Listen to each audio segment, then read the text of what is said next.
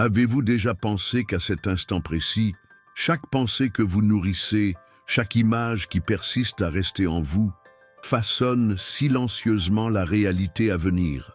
Ce n'est pas une métaphore réconfortante. Ce n'est pas une philosophie bon marché pour apaiser les cœurs anxieux. C'est une révélation dure, presque insupportable à porter. Vous êtes déjà en train de créer, à chaque instant, consciemment ou non, un destin que vous rencontrerez inévitablement. Ce que vous pensez n'est pas innocent. Ce que vous ressentez n'est pas neutre. Ce que vous imaginez n'est pas un jeu de distraction mentale. C'est le souffle de Dieu qui opère à travers vous. La promesse que je vous fais maintenant, et qui peut bouleverser votre vie, est simple.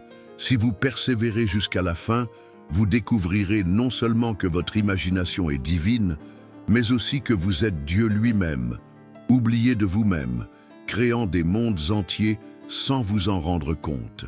En 1935, Aldous Huxley a écrit une phrase apparemment intellectuelle. « J'avais supposé que le monde n'avait pas de sens. » Des décennies plus tard, sa maison a brûlé.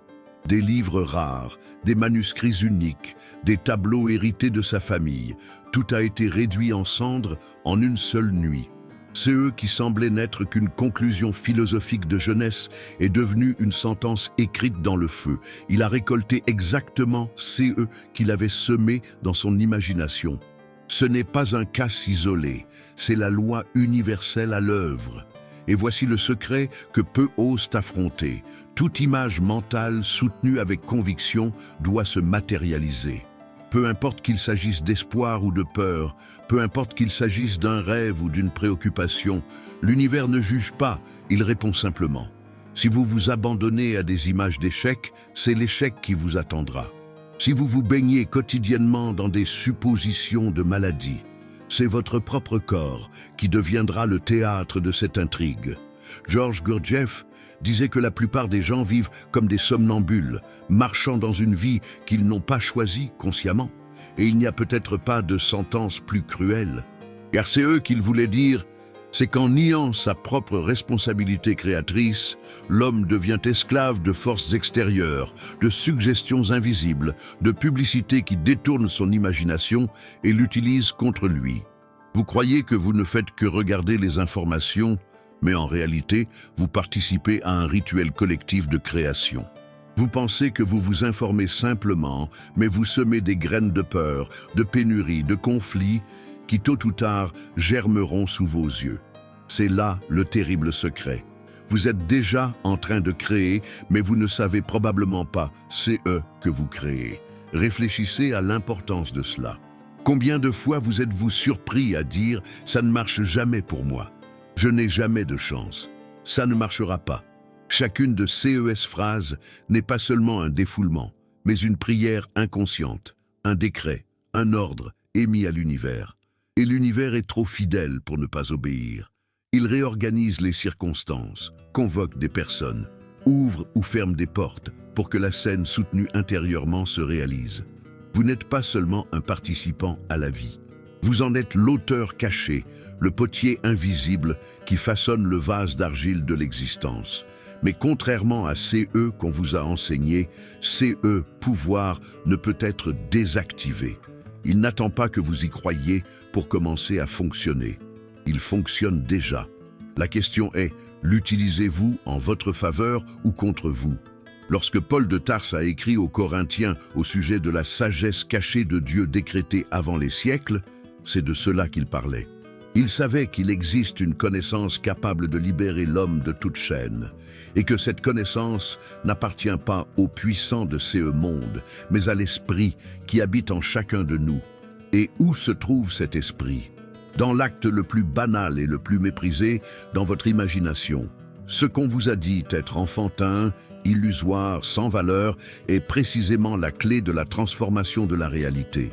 Ce n'est pas une fuite de la vie, c'est l'atelier secret où le réel est forgé. Réfléchissez avec moi. Si tous ces que vous gardez suffisamment longtemps dans votre esprit se réalisent inévitablement, qu'avez-vous gardé? Des préoccupations constantes liées à l'argent? Des images de solitude?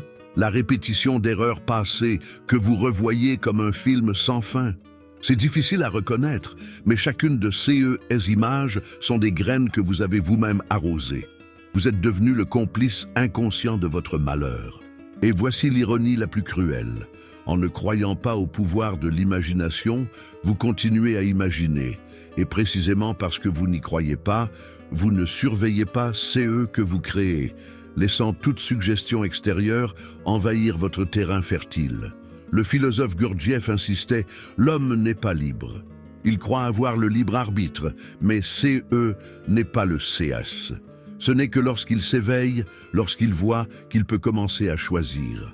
Et c'est exactement là que la révélation commence à brûler. S'éveiller, c'est réaliser que votre imagination n'est pas un luxe, mais le moteur même de la réalité.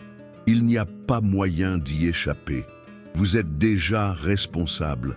La question est, allez-vous continuer à vivre comme un somnambule, laissant les autres choisir à votre place, ou allez-vous vous éveiller au fardeau terrible et glorieux d'être le créateur conscient? Et peut-être, à ce stade, sentez-vous déjà une résistance monter en vous. Mais qu'en est-il des circonstances, et du hasard, et la souffrance? Toutes ces questions sont valables, mais elles cachent un piège. Elles supposent que le monde extérieur est la cause, et que vous êtes l'effet. Mais si c'était le contraire, et si tous ces que vous appelez réalité n'étaient que le reflet d'images internes que vous nourrissez depuis des années, et si chaque limite, chaque mur, chaque douleur n'était que le vase d'argile actuel, prêt à être refait si vous décidez de le modeler autrement. C'est une révélation qui peut vous libérer ou vous rendre fou selon le courage avec lequel vous l'affrontez. Vous n'avez pas besoin de me croire, mais observez votre propre vie. Regardez en arrière et voyez combien de fois vous avez pressenti que quelque chose allait mal tourner. Et cela s'est produit. Combien de fois avez-vous nourri des peurs silencieuses qui sont ensuite devenues réalité? Ce n'est pas une coïncidence, c'est la récolte. C'est la loi éternelle qui opère, que vous l'acceptiez ou non. Ce que l'homme sème, il le récoltera. Ce n'est pas une métaphore spirituelle, c'est la mécanique de la conscience. Vous plantez des images et vous récoltez des faits. Vous semez des états intérieurs et vous récoltez des circonstances extérieures. Le monde ne vous arrive pas, le monde vous obéit. Et c'est là que surgit la question qui résonne comme un coup de tonnerre et qui peut changer le cours de votre existence. Si tout CE que vous imaginez finit par devenir réel, que créez-vous en CE moment même? Vous rendez-vous compte quand votre espoir a été détourné? Cela ne se fait pas du jour au lendemain. C'est un glissement silencieux. Vous vous réveillez, vous prenez votre téléphone juste une minute, et lorsque vous reportez votre regard sur le monde, tout semble plus lourd, plus menaçant, plus cher, plus lointain que vous ne le souhaitiez. 2025 n'a facilité la vie de personne. Tout n'est que bruit, dispute, urgence. Mais ce que presque personne ne dit, c'est que le bruit ne fait pas que informer, il façonne. Paul de Tarse a appelé cela la sagesse cachée, quelque chose que les puissants de cette époque ne connaissent pas. Il ne parlait pas d'un secret mystique caché derrière des rideaux, il parlait du lieu où le réel se forme, l'imagination. L'esprit qui fouille au plus profond de Dieu est celui-là même qui murmure en vous les images que vous acceptez comme vérité. Et c'est là que la vie bascule d'un côté ou de l'autre. Anna a 52 ans. Enseignante dévouée, elle s'occupe de sa mère depuis son AVC l'année dernière. Tous les soirs, elle couche sa mère, éteint les lumières et s'assoit un moment sur le canapé avec une tasse de thé qui refroidit sans qu'elle s'en aperçoive. Une fatigue ancienne la gagne, une fatigue qui n'est pas physique mais un poids qui pèse derrière ses yeux. Et avec la fatigue vient la répétition, ça ne va pas s'améliorer, je vais perdre mon emploi, je n'ai plus de temps pour moi, c'est fini. Elle ne le dit pas à voix haute, mais elle le répète intérieurement comme quelqu'un qui prie à l'envers. Au travail, la direction annonce des changements, des réductions, de nouveaux objectifs. Anna, qui a toujours été compétente, commence à trébucher là où elle n'avait jamais trébuché. Elle oublie les délais, se trompe dans les tableaux, renonce aux réunions. Ce collègue s'étonne, les élèves le remarquent. La vie confirme la prière silencieuse. CE n'est pas une punition. C'est la récolte de CE qui a été semée sans surveillance. Marco a 61 ans.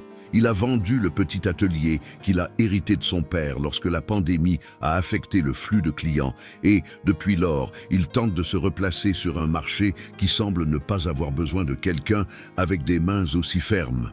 Il ouvre des portails d'emploi et sent qu'aucun poste n'est fait pour lui. En regardant les informations, il se répète « Maintenant, il s'agit juste de survivre. Je ne me sentirai plus jamais utile. » Lors de l'anniversaire de sa petite fille, il sourit, embrasse, serre les plats. Mais à l'intérieur de lui, il y a un long couloir vide. Il se trouve qu'un voisin, propriétaire d'un atelier de réparation de vélos, aurait justement besoin de quelqu'un comme Marco, quelqu'un qui s'y connaît en métal et en vis et qui aime enseigner. Mais Marco ne voit pas l'annonce. Il ne voit que le couloir. Quand il se croit inutile, son attention devient myope. Et c'est eux qui pourraient le trouver, ne le trouvent pas, car la porte de l'intérieur est fermée. Elena a 43 ans. Elle a subi une opération qui l'a effrayée comme jamais, et bien que les examens soient désormais normaux, elle s'attend au pire à chaque nouveau bruit de son corps. Ce n'est qu'une question de temps, répète-t-elle. Elle lit des rapports médicaux sur des blogs aléatoires, s'inscrit à des groupes de discussion qui racontent des histoires tragiques, crée des dossiers avec des régimes impossibles et les abandonne tous au bout de 3 semaines. Son corps, obéissant, répond par de l'insomnie, des allergies, des palpitations. Il n'y a rien de mystique là-dedans. Il y a de la fidélité. L'organisme est fidèle à l'image soutenue par le sentiment, le danger. Et le monde, qui adore les confirmations, renvoie les informations les unes après les autres pour maintenir le scénario intact. Il n'est pas difficile de voir le schéma. Il est difficile de l'admettre. L'adulte mature, entre 35 et 65 ans, porte en lui des contes, des souvenirs, des pertes. Il a moins d'illusions lumineuses, plus de responsabilités réelles. C'est peut-être pour cela qu'il trouve réaliste de se répéter CE qu'il a appris au fil de décennies d'échecs. Ça ne change pas. Gurdjieff appellerait cet état de sommeil. Le sujet intelligent et bon avance dans la vie sans remarquer que SES pensées répétitives sont des rails de train. Et le train, une fois sur les rails, ne fait qu'avancer. Tout CE que la publicité a à faire, c'est de donner le premier coup de pouce. Le reste, vous le faites vous-même. Vous répétez, vous confirmez, vous partagez, vous renforcez. Et quand le destin arrive, vous dites « Vous voyez, je le savais ». Bien sûr que vous le saviez. Vous l'avez vous-même aidé à naître.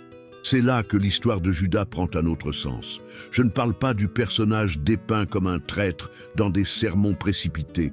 Je parle du symbole qui révèle la méthode cachée. Paul disait « Personne ne connaît CE qui est en Dieu, si CE n'est l'Esprit de Dieu ».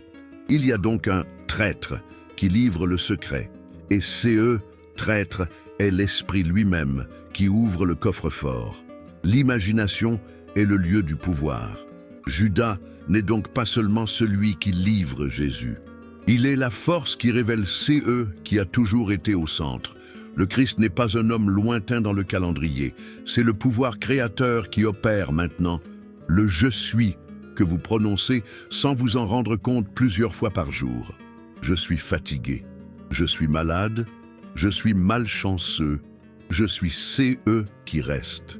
Judas, esprit révélateur, se tient devant vous et vous demande « Qu'allez-vous livrer aujourd'hui au monde comme étant vrai à votre sujet ?» Quelle identité confiez-vous à la vie pour qu'elle la confirme? Pensez à Anna à nouveau. Un soir, épuisée, elle décide d'essayer quelque chose de ridicule. Avant de se coucher, elle ferme les yeux et imagine sa mère dormant paisiblement. La chambre fraîche, la respiration douce. Puis elle imagine la coordinatrice de l'école disant « Merci d'avoir géré cela avec tant de calme, nous avons besoin de vous ». La scène est courte et presque sans détails. 2 minutes. Elle se sent un peu ridicule. Le lendemain, rien ne se passe. Si CE n'est qu'Anna est un peu moins tendue. En répétant l'exercice pendant une semaine, elle se rend compte qu'elle parvient à répondre aux emails sans avoir la gorge nouée. En répétant l'exercice pendant un mois, elle accepte de préparer un projet simple pour les élèves. La coordinatrice, qui ignore tout de la scène imaginée, l'appelle pour discuter d'une nouvelle initiative de l'école. Était-ce un miracle? Non. C'était la récolte d'un nouveau type de graines. Une image petite mais fidèle, arrosée tous les jours. Pensez à Marco. Un ami lui parle de l'atelier de vélo. Une nouvelle qui, auparavant, serait passée inaperçue. La veille au soir, fatigué de se plaindre, Marco avait fait quelque chose d'inhabituel. Il s'était assis, les mains ouvertes sur les genoux, et s'était vu, les yeux fermés, régler une chaîne, enseigner à un jeune garçon à écouter le clic exact de l'emboîtement parfait, ressentant une petite joie à la fin de sa journée de travail. Il n'a rien demandé à personne. Il a simplement revêtu intérieurement les habits de l'utilité. Lorsque son ami lui a parlé de l'atelier, quelque chose en lui, pour la première fois depuis des mois, lui a dit « Pourquoi pas ?» Le propriétaire l'a interviewé et sans savoir pourquoi, il a immédiatement aimé la façon dont Marco manipulait les outils, comme s'il saluait de vieilles connaissances. L'emploi n'est pas tombé du ciel. Il a été attiré par les vêtements invisibles que Marco avait décidé de porter. Et Elena, elle a choisi une scène encore plus simple. Elle a pris une enveloppe contenant ses résultats d'examen et a entendu le médecin dire « Tout va très bien, à l'année prochaine ». Elle a répété cela avant de s'endormir, sans effort, comme quelqu'un qui se brosse les dents. Le corps a continué à faire du bruit comme tous les corps. Mais l'esprit, moins menacé, a cessé de déclencher de fausses alertes. La routine du sommeil est revenue petit à petit. Le résultat du test suivant était bon, certes, mais le plus grand changement ne se trouvait pas dans le rapport. Il se trouvait dans l'état qui précède tout rapport, l'état dans lequel le corps peut enfin se reposer parce qu'il n'est plus traité comme un ennemi. Non, CE n'est pas du pensée positive. Ce n'est pas nier le monde. C'est avouer, avec une honnêteté brutale, qui dicte le premier récit. La télévision, le fil d'actualité, la mémoire du passé ou l'esprit qui vous habite, que Paul disait être le seul capable de fouiller le cœur de Dieu et de révéler CE qui est déjà vôtre par nature. Lorsque vous revêtez un état intérieur, le monde, obéissant, s'organise pour confirmer le costume. Non pas parce que des magies invisibles surgissent de nulle part, mais parce que l'attention change, et avec elle changent les choix, les rencontres, les détails qui auparavant passaient inaperçus. CE que vous appelez coïncidence est souvent la logistique silencieuse de CE pouvoir. Si vous avez entre 35 et 65 ans, vous avez connu suffisamment de pertes pour vous méfier des promesses faciles. Très bien, méfiez-vous des promesses faciles. La véritable promesse est exigeante. Elle vous demande de prendre la responsabilité de CE que vous soutenez dans votre esprit avec émotion. Elle vous demande d'arrêter de réciter le catéchisme de la peur 3 fois par jour. Elle vous demande de remplacer la question « Qu'est-ce qui va mal tourner ?» par « Quelle scène simple prouve que cela a déjà bien tourné ?» Elle vous demande, même si vous êtes mélancolique, de choisir la fidélité plutôt que la force. Car il ne s'agit pas de forcer, mais d'être fidèle à l'état choisi, comme celui qui est fidèle à un amour. Lorsque le doute survient, vous ne le combattez pas. Tu reviens simplement, avec délicatesse, à la scène que tu as choisie. Tu diras peut-être, mais c'est tromper la réalité. C'est exactement ce qu'a fait Jacob en recevant la bénédiction qui appartenait à Ésaü. Il a trompé l'apparence pour faire émerger l'essence. La tromperie, ici, n'est pas morale, c'est une méthode. Revêtir intérieurement CE qui n'est pas encore visible. Le monde appellera cela une illusion. Les Écritures appellent cela la foi. Gurdjieff appellerait cela du travail. Un travail réel sur soi-même qui commence lorsque l'adulte fatigué décide enfin de se réveiller. Et il se réveille non pas pour un fantasme, mais pour le centre qui n'a jamais dormi. Le « je suis » qui crée, confirme et soutient. Vous n'avez pas besoin de plus de preuves. Vous avez besoin d'une décision intime, petite et répétable. La sagesse cachée n'est pas derrière cette voile. Elle est dans la minute avant de dormir, lorsque vous choisissez quel film sera projeté dans le dernier cinéma de la journée. Ce que vous y projetez, avec sentiment, sera l'affiche de la prochaine saison de votre vie. Judas, souriant dans un coin, a déjà livré le secret. La question est, que vas-tu livrer aujourd'hui au monde comme étant vrai à ton sujet? As-tu déjà remarqué à quel point la vie semble parfois tourner autour du même axe, comme si tout n'était que répétition? Les jours passent, les semaines s'accumulent, et au fond, il semble que rien ne change vraiment. Mais et si cette impression n'était pas seulement une sensation, mais un indice de la façon dont la réalité est façonnée? Le prophète Jérémie a décrit une scène qui peut sembler simple, mais qui recèle une révélation brutale. Il voit le potier travailler l'argile sur le tour. Le vase se déforme, devient défectueux, mais au lieu de jeter la matière, le potier recommence, le modelant à nouveau jusqu'à que l'objet prenne une nouvelle forme. Le détail est précieux. L'argile n'est pas jetée, car elle ne perd jamais la possibilité d'être remodelée. Et si l'argile était vous? Et si le tour qui tourne sans cesse était votre propre imagination, incessante, produisant des formes de vie à partir des images que vous entretenez jour après jour? Lorsque vous dites « il est trop tard », lorsque vous pensez « ma vie est déjà toute tracée », vous regardez le vase, pas le potier. Vous voyez le résultat actuel des images passées, mais vous oubliez que le potier est toujours présent en vous.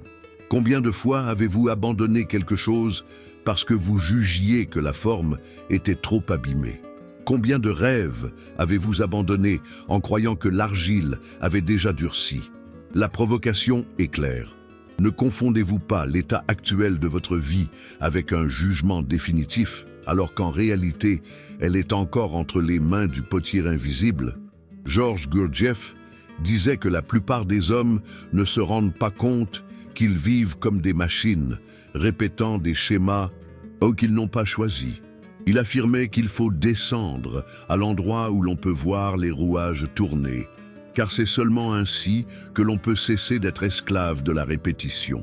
Jérémie est descendu dans la maison du potier. Êtes-vous déjà descendu dans la maison de votre imagination? Vous êtes-vous déjà arrêté pour observer véritablement les images que vous avez nourries en silence? Car le vase défectueux de votre vie n'est pas une fin en soi. Il n'est que le reflet d'anciens schémas qui peuvent être refaits si vous avez le courage de changer la forme du moule. Pensez à quelque chose que vous portez comme une cicatrice. Peut-être une faillite, un divorce, une erreur de jeunesse qui résonne encore. Que faites-vous de ces morceaux d'argile brisés? Beaucoup passent des années à le regarder et à dire « Je suis cela, je suis cet échec ». Mais et si cette blessure n'était pas une fatalité, mais simplement de l'argile malléable attendant d'être remodelée? Le potier ne vous a jamais abandonné. La vie ne vous a jamais retiré la possibilité de refaire qui semblent perdus. La question qui reste est la suivante. Croyez-vous davantage au vase défectueux ou à la main qui continue à le modeler? N'est-il pas curieux que nous essayions sans cesse de changer l'extérieur, emploi, ville, relations, mais que nous changions rarement l'image que nous avons de nous-mêmes? Nous voulons de nouveaux résultats, mais nous conservons nos anciennes convictions. Comment exiger un nouveau vase si le moule de l'imagination reste le même? C'est peut-être la raison pour laquelle tant de tentatives se soldent par un échec. Parce que l'argile change de décor, mais le tour continue de tourner selon le même schéma. Vous êtes-vous déjà demandé si votre insistance à être réaliste n'était pas simplement votre façon de maintenir intact le moule abîmé? Beaucoup croient que être adulte signifie accepter la vie telle qu'elle est, se résigner à qui s'est passé. Mais il n'y a rien de plus enfantin que de croire que que vous vivez actuellement est immuable. La véritable maturité consiste à reconnaître la force qui existe en vous pour remodeler même les expériences les plus difficiles. Si votre vie n'était que de l'argile séchée, tout serait déjà fini. Mais tant que vous respirez, l'argile est encore malléable. Alors, qu'est-ce qui vous empêche de décider qu'aujourd'hui est le jour où vous allez commencer à refaire qui semblaient impossibles? Laissez un commentaire. Quel vase de votre vie aimeriez-vous voir remodelé si vous en aviez la possibilité? Le philosophe Gurdjieff incitait ses élèves à ne pas s'identifier aveuglément à leurs émotions et à leurs pensées, car celles-ci ne sont pas l'essence même de leur être, mais seulement des états passagers. Le vase que vous voyez maintenant n'est pas qui vous êtes. Il n'est qu'une forme temporaire qui peut être défait et refait à l'infini. Vous êtes plus que votre douleur, plus que les erreurs que vous avez commises, plus que les rôles sociaux que vous endossez. Vous êtes le potier qui façonne l'argile, même lorsque vous oubliez que vous l'êtes. Que deviendrait votre vie si vous osiez vous en souvenir chaque jour? Imaginez un instant que vous puissiez considérer chaque limitation comme de l'argile malléable. Les dettes, ce n'est que de l'argile. La solitude, de l'argile tout simplement. La maladie, de l'argile tout simplement. Vous ne niez pas leur existence, mais vous reconnaissez qu'elles ne sont pas définitives. Elles peuvent être remodelées si vous entretenez fidèlement une nouvelle image. La question dérangeante est la suivante. Êtes-vous prêt à abandonner l'identité que vous avez construite autour de vos blessures? Car il n'y a pas de nouveau vase sans laisser derrière soi l'attachement à l'ancien vase. Combien d'entre nous restons attachés à nos propres histoires d'échecs comme s'il s'agissait de médailles? Nous les racontons à nos amis, nous nous en souvenons en détail, nous les répétons dans le silence de notre esprit. Cet attachement est la colle qui maintient le vase défectueux intact. Que se passerait-il si vous cessiez de vous identifier à ces récits et commenciez à revêtir à l'intérieur l'image de quelqu'un d'autre? Seriez-vous prêt à vous risquer dans un nouveau rôle, même si les yeux extérieurs se moquent, disant que CE n'est que de l'imagination? Le moment le plus puissant de la vision de Jérémie n'a pas été de voir le vase se briser, mais de réaliser que le potier n'avait pas abandonné. Il avait simplement recommencé. C'est l'essence même que nous devons retrouver, comprendre que chaque échec est de l'argile, pas une fatalité. Chaque douleur est une matière première, pas une condamnation. Le monde moderne nous a convaincus que certaines blessures sont éternelles, mais la vérité est que rien ne résiste aux mains de l'imagination soutenue par la foi. CE qui est aujourd'hui une cicatrice peut devenir le point de départ d'une nouvelle forme. Y croyez-vous? Partagez dans les commentaires comment cette vision résonne avec votre histoire. Peut-être ressentez-vous encore une certaine résistance, mais ma vie est déjà trop loin. Non, ce n'est pas le casse. Vous respirez, l'argile est encore humide, la roue tourne encore, le potier travaille encore. La vraie question n'est donc pas de savoir si la vie peut être refaite, mais si vous allez continuer à regarder le vase défectueux ou si vous aurez le courage de descendre dans l'atelier du potier et de participer activement au processus. Car l'argile de votre vie n'est jamais perdue. Elle attend simplement les mains qui oseront la remodeler, et ces mains sont les vôtres. Avez-vous déjà remarqué que certaines des histoires les plus étranges de la Bible ne sont pas là pour être analysées comme des morales enfantines, mais comme des métaphores de processus internes? L'une des plus intrigantes est celle de Jacob et Ésaü. Et si vous y regardez de plus près, vous verrez qu'elle contient l'une des clés les plus audacieuses de la transformation humaine. Ésaü représente le monde extérieur, CE qui existe déjà, CE que les yeux peuvent voir. Jacob, quant à lui, est l'invisible, l'état interne, l'imagination qui ne s'est pas encore incarnée. Le détail est déconcertant. Jacob reçoit la bénédiction déguisée. Il revêt la peau de son frère, enfile des vêtements qui ne sont pas les siens et se présente à son père presque aveugle comme s'il était Ésaü. La scène est d'une pure audace. Isaac se méfie. La voix est celle de Jacob, mais les mains sont celles d'Ésaü. Pourtant, il bénit et la bénédiction ne peut être retirée. Ce n'est pas seulement un récit religieux, c'est un manuel d'instruction. Il nous montre que le secret de la transformation ne réside pas dans l'attente d'un changement de circonstances pour ensuite y croire, mais dans le fait d'endosser intérieurement la réalité souhaitée jusqu'à CE, qu'elle se confonde avec la réalité actuelle. Et c'est là que commence le revirement. Dieu ne punit pas Jacob pour sa supercherie. Au contraire, il devient Israël, l'élu, celui qui donne son nom à toute une nation. Comment accepter cela? La prétendue erreur se transforme en destin glorieux. Le message est troublant. L'univers ne punit pas ceux qui osent imaginer une nouvelle identité, même si cela ressemble à un déguisement. Ce que nous appelons se mentir à soi-même est en fait la technique par laquelle l'invisible supplante le visible. Combien de fois avez-vous refusé d'imaginer une vie différente parce que cela vous semblait être un faux semblant?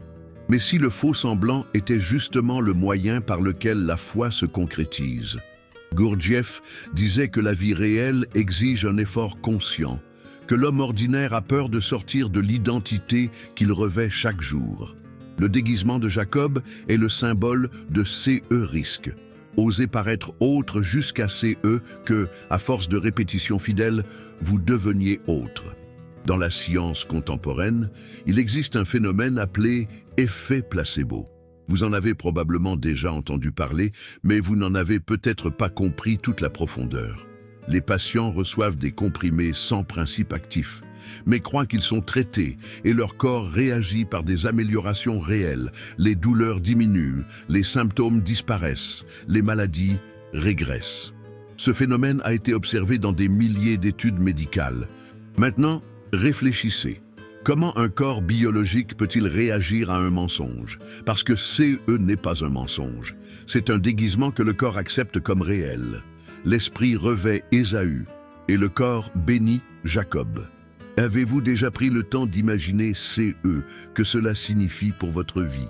Combien de déguisements avez-vous rejetés parce que vous les trouviez enfantins, alors qu'ils étaient en fait les clés de la transformation? Mais cet effet a un jumeau sombre, l'effet nocebo. Quand quelqu'un croit qu'un médicament lui fera du mal, même s'il est inoffensif, des symptômes négatifs apparaissent. Nausées, vertiges, palpitations. Le corps ne réagit pas aux médicaments, mais à l'image qu'il s'en fait. Voici la loi qui opère avec précision. Ceux que vous soutenez, pour le meilleur ou pour le pire, doit se confirmer. Il n'y a pas de neutralité. Tout CE que vous imaginez est une prière à laquelle le monde obéit. CE qui est curieux, c'est que nous, les adultes, entre 40 et 60 ans, le savons déjà dans la pratique, mais n'avons pas le courage de l'admettre. Combien de fois avez-vous prédit un désastre dans vos pensées et CE désastre s'est-il produit? Combien de fois avez-vous senti que ça n'allait pas marcher et ça n'a effectivement pas marché? Nous appelons cela de l'intuition, mais souvent, CE n'est que la fidélité de la réalité à l'état que nous revêtons en silence. Réfléchissez à une chose, pourquoi la plupart des gens se sentent-ils mal à l'aise lorsqu'ils se complimentent eux-mêmes, lorsqu'ils disent « je suis capable, je suis fort, je suis digne ». C'est parce qu'au fond, ils croient que CE serait se tromper. Mais répéter « je suis un raté, je suis malchanceux, je suis malade » semble acceptable, comme si c'était plus honnête. C'est curieux. L'homme trouve plus digne de revêtir le déguisement d'Ésaü ruiné que celui de Jacob béni. Et pourquoi? Parce qu'il a été éduqué à confondre l'humilité avec le déni du pouvoir créateur qui existe en lui. Le résultat est une vie entière de fidélité au pire, croyant que être réaliste, c'est répéter CE que les yeux voient, alors qu'en réalité, la foi consiste à revêtir CE que les yeux ne voient pas encore. L'histoire de Jacob trouve également un écho dans un fait curieux de la psychologie expérimentale. En 1968, une étude intitulée « Effet Pygmalion » a montré que les élèves qualifiés de prometteurs obtenaient de meilleurs résultats simplement parce que les enseignants croyaient en eux, même si cette classification avait été choisie au hasard. Les attentes ont changé le résultat, le déguisement a changé le destin. Et vous, combien de fois avez-vous laissé le label qui vous a été attribué devenir le vêtement que vous avez porté jusqu'à croire que c'était vous? Peut-être vous a-t-on dit que vous n'aviez pas de talent, que vous n'étiez pas assez beau, que vous ne méritiez pas plus que le strict minimum. Combien de fois, sans vous en rendre compte, avez-vous pris CE déguisement d'Ésaü et l'avez-vous revêtu comme s'il s'agissait de votre peau? Et que se passerait-il si, comme Jacob, vous osiez revêtir une autre identité, celle que vos yeux ne peuvent encore voir, mais que votre imagination soutient déjà? La provocation est la suivante. Préférez-vous la fidélité au visible ou le courage de trahir les apparences?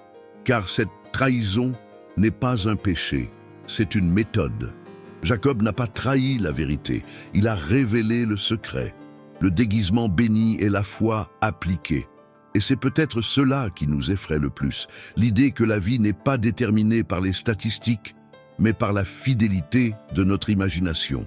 N'est-il pas plus confortable de croire que tout est déjà décidé? Car s'il est vrai que nous sommes les potiers de notre propre réalité, il n'y a plus d'excuses. Le fardeau et la liberté ne font qu'un. Le vase défectueux peut être refait, mais seulement si vous osez mettre les mains dans l'argile et revêtir l'état que vous désirez. Maintenant, dites-moi, et si vous commenciez à faire de petites expériences, comme Jacob? Et si, pendant une semaine, avant de vous endormir, vous fermiez les yeux et vous habilliez intérieurement comme quelqu'un qui a déjà remporté le combat que vous redoutez encore? Il ne s'agit pas de répéter des phrases creuses, mais de vivre intérieurement la scène comme si elle était réelle.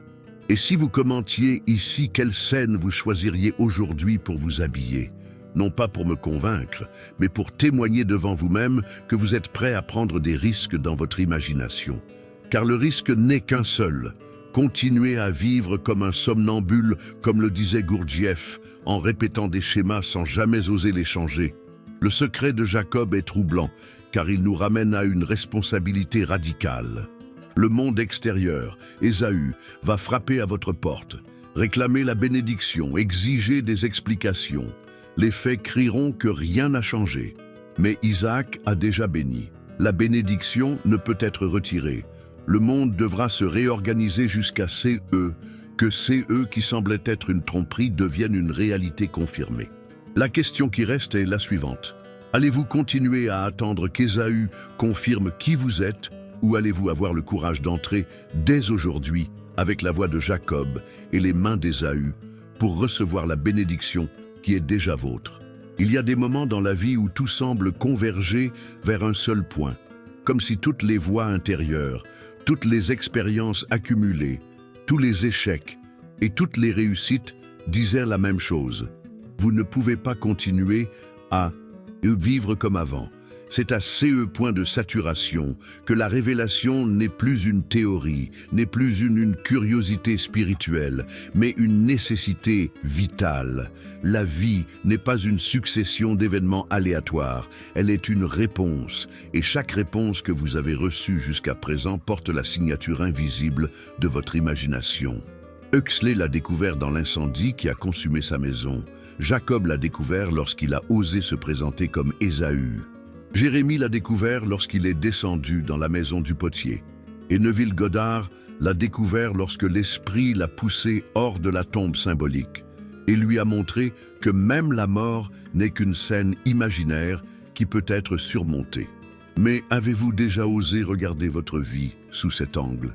Car si vous le faites, vous ne pourrez plus revenir à l'innocence de l'ignorance. Georges Gurdjieff disait souvent que l'être humain ordinaire vit dans un état de sommeil, croyant qu'il pense, ressent et agit par lui-même, alors qu'en réalité, il est mu par des influences extérieures et des schémas répétitifs. Pour lui, s'éveiller, c'était prendre conscience du choc brutal, que presque rien en nous n'est réellement choisi. C'est là que les enseignements de Gurdjieff rejoignent ceux de Paul, Jérémie et Neville. La conscience ne commence que lorsque nous reconnaissons que la vie que nous menons est le reflet d'images internes que nous acceptons sans les remettre en question. Cet éveil n'a rien de romantique. Il est douloureux car il nous prive de notre excuse favorite, celle d'être des victimes. Mais c'est aussi la naissance d'une liberté effrayante car elle nous donne le pouvoir de tout refaire. Et que faites-vous lorsque vous découvrez que vous avez toujours eu entre les mains l'argile de votre propre vie? Si vous regardez en arrière, vous verrez que bon nombre des expériences les plus marquantes de votre histoire sont issues d'états intérieurs que vous avez nourris sans même vous en rendre compte. Cette inquiétude qui s'est confirmée, ce pressentiment qui s'est réalisé, cette foi silencieuse qui a apporté une aide inattendue. Tout était dans le champ invisible avant d'apparaître dans le champ visible. Il est impossible de nier cette loi lorsqu'on la regarde avec sincérité. Mais même ainsi, la plupart préfèrent ne pas y faire face, car admettre cette loi, c'est accepter que tous ces eux qu'ils ont vécus, même les douleurs les plus intimes, trouvent également son origine dans la façon dont ils ont intériorisé les scènes de la vie. Il ne s'agit pas de culpabilité, il s'agit de responsabilité. Et la responsabilité est toujours le début de la véritable liberté. Vous vous demandez peut-être, mais qu'en est-il de la souffrance qui m'est arrivée sans que je le souhaite? Et les pertes que je n'ai pas recherchées? Ces questions sont légitimes, et personne ne doit les ignorer. La vie est trop complexe pour tenir dans des explications rapides. Mais voici un point crucial. Même lorsque quelque chose se produit sans que vous ayez conscience de l'avoir créé, vous avez toujours le pouvoir d'en façonner la signification. La douleur qui aurait pu devenir une prison peut se transformer en portail. La perte qui semblait être une condamnation peut devenir une graine. Le vase défectueux peut être refait. Vous ne contrôlez pas chaque événement qui entre dans votre vie, mais vous pouvez décider quelle image vous en garderez. Et ce choix change tout, car il redéfinit non seulement le présent, mais aussi CE qui est à venir. S'il y a une chose que toute CES histoire révèle, c'est que la vie n'attend pas que vous soyez prêt. La roue du potier tourne sans cesse, que vous y prêtiez attention ou non. L'argile de votre existence continue d'être modelée, que vous en décidiez ainsi ou non. La seule question est, allez-vous continuer à laisser des forces extérieures faire le travail à votre place, ou allez-vous assumer le rôle qui vous a toujours appartenu? L'homme qui vit comme un somnambule répète les récits qui lui sont livrés. L'homme qui s'éveille ose imaginer par lui-même et soutenir cette vision jusqu'à CE que le monde extérieur soit obligé de la confirmer. Entre CES, deux états, la différence est radicale. Dans l'un, vous êtes une masse d'argile passive. Dans l'autre, vous êtes le potier qui recrée le vase autant de fois que nécessaire. Et si vous doutez, demandez-vous à quoi a servi la fidélité à la peur jusqu'à présent? Qu'avez-vous gagné en entretenant des scénarios d'échecs et de limitation? Peut-être que la seule chose que vous ayez récoltée est la preuve douloureuse que l'imagination fonctionne vraiment, même lorsqu'elle est utilisée contre vous. Alors, pourquoi ne pas essayer d'utiliser CE, même pouvoir en faveur de la vie que vous désirez? Imaginez CE qui pourrait se passer si, au lieu de répéter la scène de la défaite, vous mainteniez la scène de la victoire jusqu'à CE qu'elle semble inévitable. Imaginez si, au lieu de revêtir chaque jour le costume d'Ésaü blessé, vous osiez vous présenter comme Jacob béni, prêt à recevoir la confirmation. Qu'est-ce qui changerait dans votre routine? Qu'est-ce qui changerait dans votre façon de marcher, de parler, de vous regarder? Seriez-vous prêt à faire ce saut? Au fond, c'est eux que la vie demande. CE n'est pas un effort mécanique, mais de la fidélité. La même fidélité qu'un amoureux a pour la personne aimée, même lorsqu'elle est loin. La même fidélité qu'une mère a pour son enfant, même lorsqu'il fait des erreurs. L'imagination exige cette loyauté silencieuse. Toujours revenir à la scène choisie, même lorsque le monde semble crier le contraire. Persévérer non pas avec force, mais avec amour. Et lorsque cela se produit, quelque chose d'extraordinaire commence à bouger. Des personnes apparaissent, des opportunités s'alignent, les coïncidences se multiplient. Non pas parce que vous avez manipulé le monde, mais parce que le monde ne peut résister au moule que vous soutenez avec constance. La grande question qui se pose à nous maintenant est simple, mais inévitable. Allez-vous continuer à vivre comme un somnambule, ou allez-vous vous réveiller à la glorieuse responsabilité d'être co-créateur de votre propre existence? Allez-vous accepter le vase tel qu'il est, ou allez-vous descendre dans la maison du potier et tout remodeler? Ce n'est pas une question abstraite. C'est une décision concrète qui doit être prise aujourd'hui, pas demain. Car à chaque minute qui passe, la roue continue de tourner et les images que vous entretenez continuent de semer l'avenir. Le moment de la conclusion n'est pas un point final, mais un appel. Vous avez entendu les histoires, ressenti les provocations, vous vous êtes reconnu dans les exemples. C'est maintenant votre tour. Quel déguisement êtes-vous prêt à revêtir pour que la bénédiction soit libérée? Quel vase êtes-vous prêt à remodeler? Quelle scène oserez-vous soutenir fidèlement à partir de ce soir? Laissez ces questions résonner en vous et si vous le souhaitez, partagez-les dans les commentaires, car parfois la décision se renforce lorsqu'elle est dite à haute voix ou écrite devant les autres. Mais plus important que de commenter, c'est d'agir. La vie n'attend pas. Le potier est déjà à l'œuvre. Et si vous êtes prêts, alors venez avec moi à l'étape suivante, où nous allons transformer tout cela en un plan pratique et concret que vous pouvez commencer à appliquer dès aujourd'hui. Car la révélation ne s'achève que lorsqu'elle se transforme en action. Si vous êtes arrivé jusqu'ici, vous avez déjà compris qu'il ne s'agit pas seulement de philosophie ou de belles métaphores. Il s'agit de votre vie, de CE que vous nourrissez en vous chaque jour et qui inévitablement s'épanouit à l'extérieur. La roue du potier ne s'arrête pas. L'argile ne refuse pas d'être modelée. La seule question est de savoir si vous allez assumer le rôle de créateur conscient ou si vous allez continuer à livrer votre imagination aux forces extérieures qui se nourrissent de votre sommeil. Mais comment transformer cette compréhension en pratique? Comment faire de cette révélation quelque chose qui touche réellement votre routine, vos choix, votre relation avec vous-même et avec le monde? Ce que vous allez lire maintenant n'est pas de la théorie. C'est un plan d'action pour que l'imagination, qui jusqu'à présent agissait en silence contre vous, devienne votre plus grand allié. La première étape est la plus simple et, en même temps, la plus négligée. Observez. Pendant une semaine, observez simplement les pensées récurrentes qui surgissent lorsque vous ne prêtez pas attention. Que répète votre esprit pendant que vous conduisez, que vous faites la vaisselle, que vous faites la queue? S'agit-il d'images de pénurie, de peur, de méfiance? Ou s'agit-il d'images de possibilité, d'attention, de foi?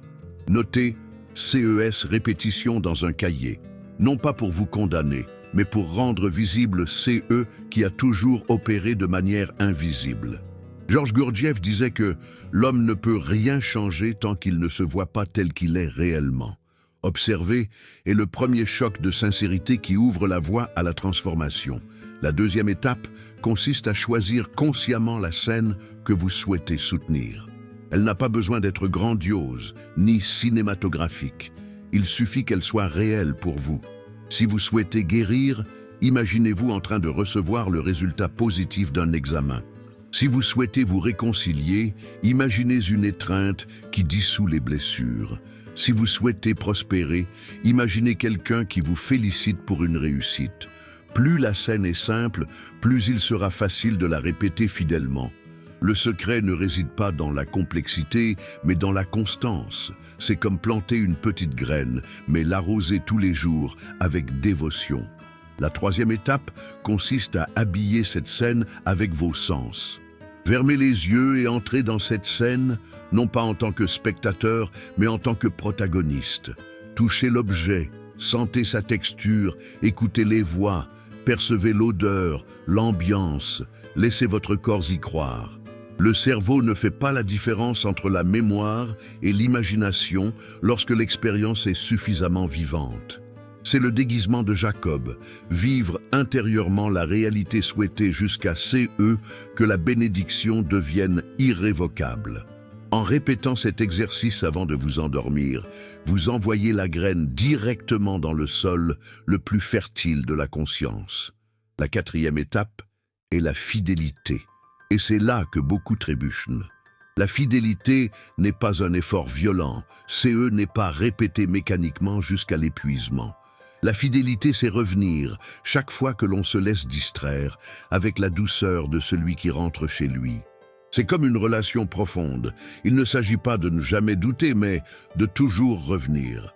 Lorsque les faits crient le contraire, ne les combattez pas. Revenez simplement à la scène choisie. La fidélité silencieuse transforme plus que la force. Et au fil du temps, CE qui semblait être un mensonge commence à prendre de l'épaisseur jusqu'à CE que le monde s'incline vers CE que vous avez soutenu. La cinquième étape consiste à élargir.